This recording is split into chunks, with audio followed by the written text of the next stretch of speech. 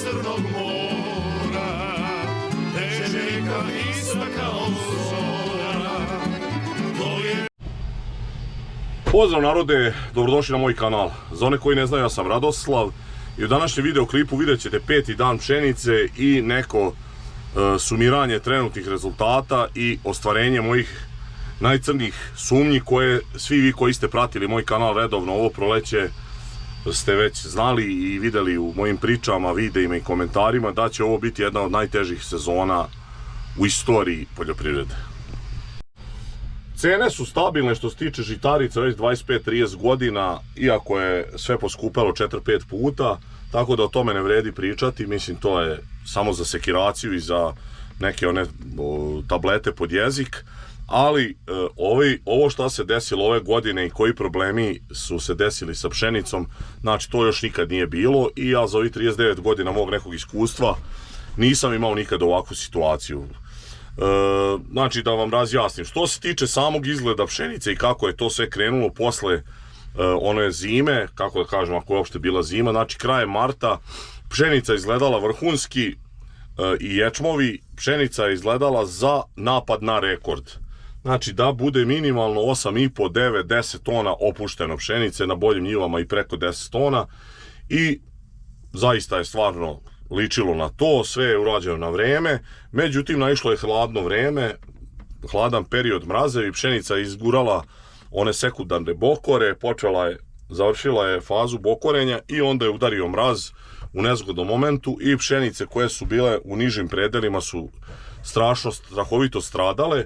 Ja sam to video kad sam prskao prvu zaštitu da je moja ta pšenica bila totalno stala, iako je izgledala fantastično i sve to moje se obistinilo, tako da smo sa tog rekorda, da kažem od, ne znam, 9 tona, 10 koje smo jurili, dospeli na to da će biti nekih 5 tona, znači strašno, skoro duplo manje nego što je, kako je bilo očekivano i kako je izgledalo.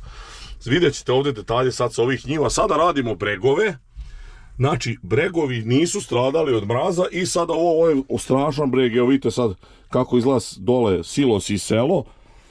Ovdje sad očekujem recimo mnogo bolje prinose, ovdje očekujem preko 6 tona, što je totalno van pameti. Ovdje je žuta zemlja, 5. 6. klasa, tako da ćete to moći da vidite. Još nisam ništa merio, evo sad je Mire iskipao ovdje jedan bunker sa ovog brega i izgleda mi odavde pšenica mnogo lepša i krupnija, pa ćete vidjeti snimke i komentarisat ćemo dešavanja i rezultate. Uživajte u videu.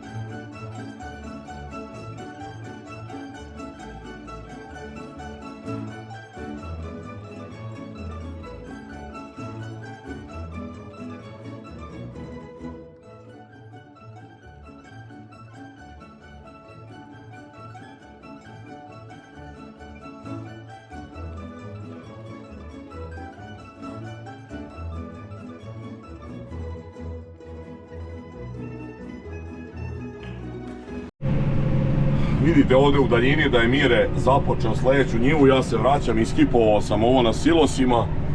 Evo tamo onaj breg, ako sada vidite, znači sa desne strane su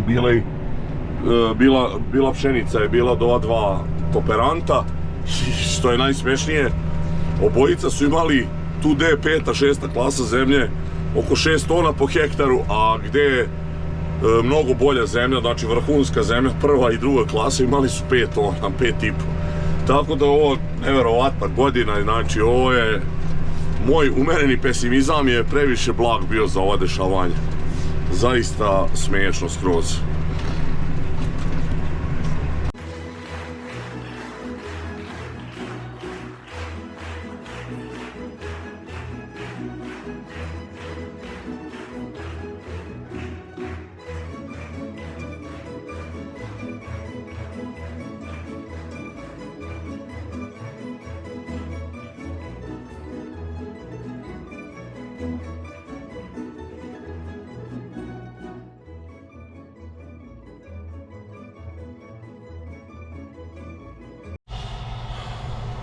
Polako privodimo i ovu njivu kraju, evo to smo kod jednog našeg drugara i kooperanta Stevice i ovdje će on će izgleda za sad biti rekorder, a ovdje kod nas to do sad nije bilo. Naravno, evo vidite, najpoznatiji kombajner na svijetu je napravio pauzu i sad ovdje deli nam neke savjete kako se proizvodi stočni grašak, a vi ste to gledali u videima kako je tu fantastično prošao, tako da bolje da ćuti, nije bitno. Uglavnom, ovdje izgleda nije bilo mraza i u ovom delu su čak i ove lošije njive, vidjeli ste i moja i od ova dva kooperanta je bila sasvim korektna. Sad ću da idem da kipujem, prva prikolica je puna, ova njiva je 2,3 hektara i bit će možda i pune prikolice.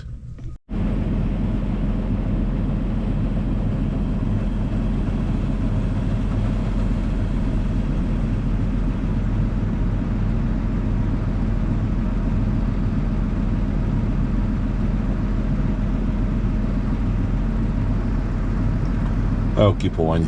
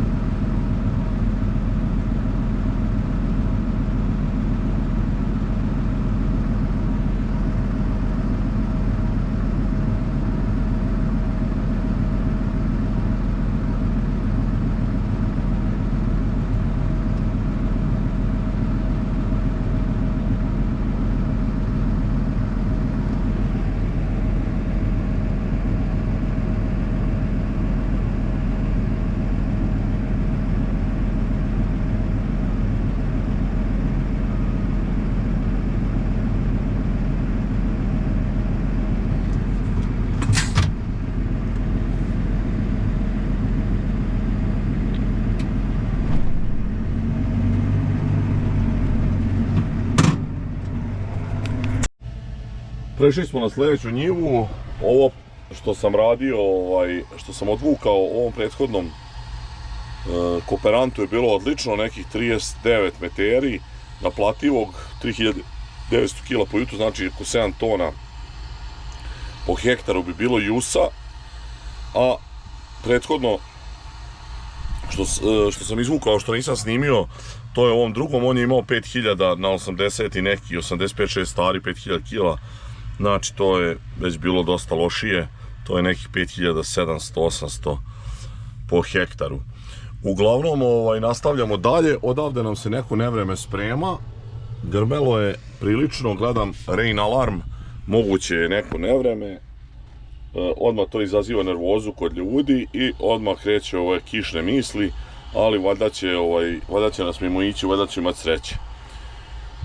Sve u svemu što ima recimo 3200 kg to po jutru, to je katastrofa, znači to je nekih 63-4 hiljade dinara bruto, to je neki minus od nekih 10 do 15 hiljada dinara po jutru ili nekih od 17 do 24 hiljada po hektaru. Tako da evo vidite kako to izgleda, godina koja je, izgleda će biti vrhunska za pšenicu.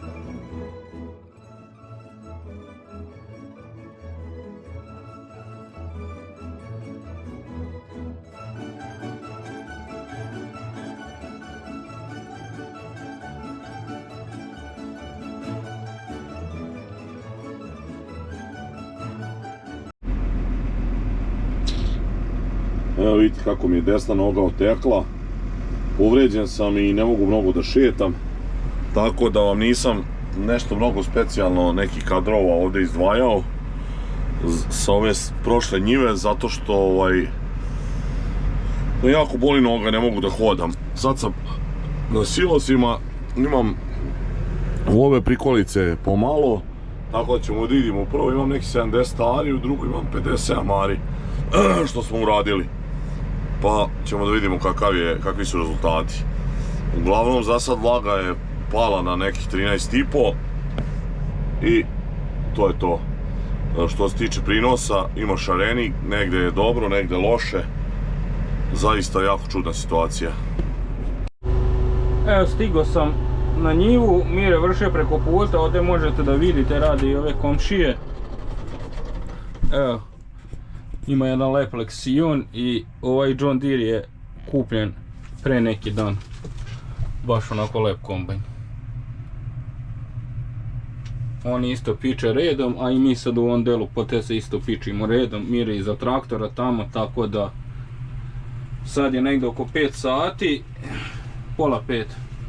Trebalo bi ovdje, imamo 5 jutara i imamo još 3 i 4, 7, znači trebalo bi to da uveče da uradimo i da završimo s ovim delom poteza.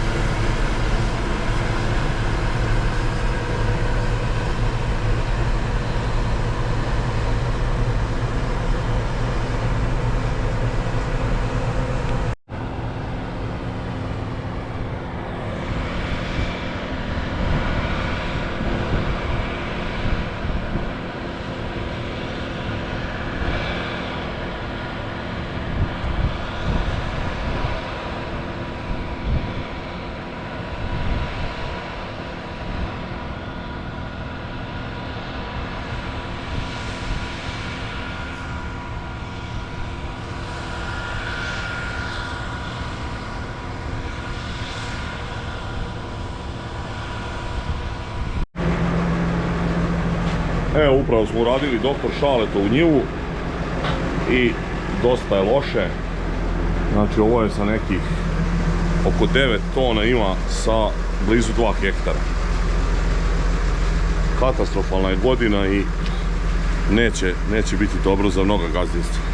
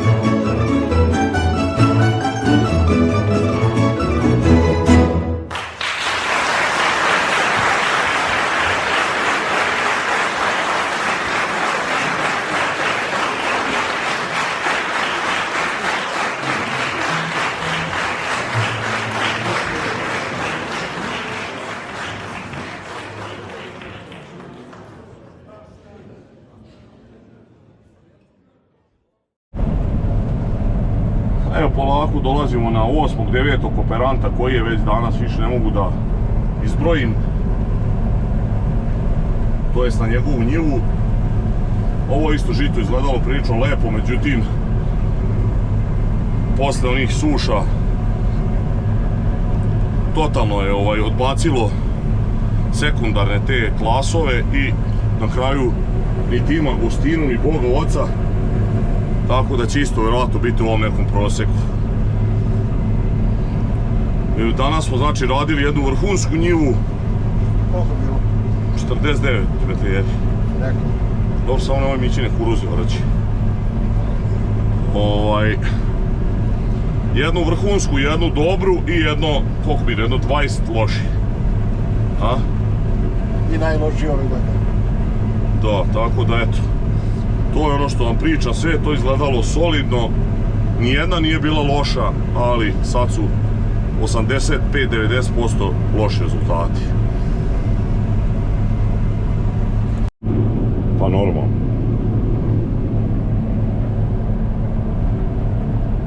Šta je u pitanju?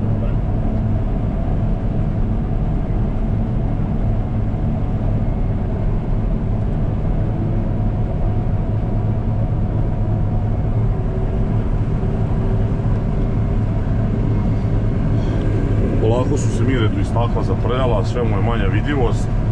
Ovdje možda možete da vidite malo kako je počela kišica da pada, na staklima fleke. Imali smo danas 2 oblaka, promašila su nas oba za dlaku, prosto ne zna čovjek da li bolje da padne kiša ili da ne padne. Bar da bude ovih kuruza, svejedno smo s ovim žitom totalno naprljali. Jedino je Mire uzeo lovu na ječmu. Border je bio, nije ništa uložio. Bio je 2 puta na njivi i to je fantastično. Jednom vidite šta je to. To je, i vi njega svi podržavate i hvalite, a mene napadate. I jesi Mrak polako pada, evo, Mire ekipuje zadnju turu, zadnjem ovom kooperantu. Verovatno ću vam još tu neke rezultate prikazati. Uglavnom, mnogo je lošije nego što je očekivano. To ste vidjeli iz ovog mog prošlog klipa gdje sam radio moje. Toliko za ovaj video, nadamo se da će krenuti bolje u poljoprivredi ili ćemo propasti i šta da vam kažem. Hvala vam na gledanju, ako do sad niste zapratili moj kanal, zapratite, ostavljajte lajkove, komentare, delite moje video snimke, vidimo u sljedećem klipu. Pozdrav!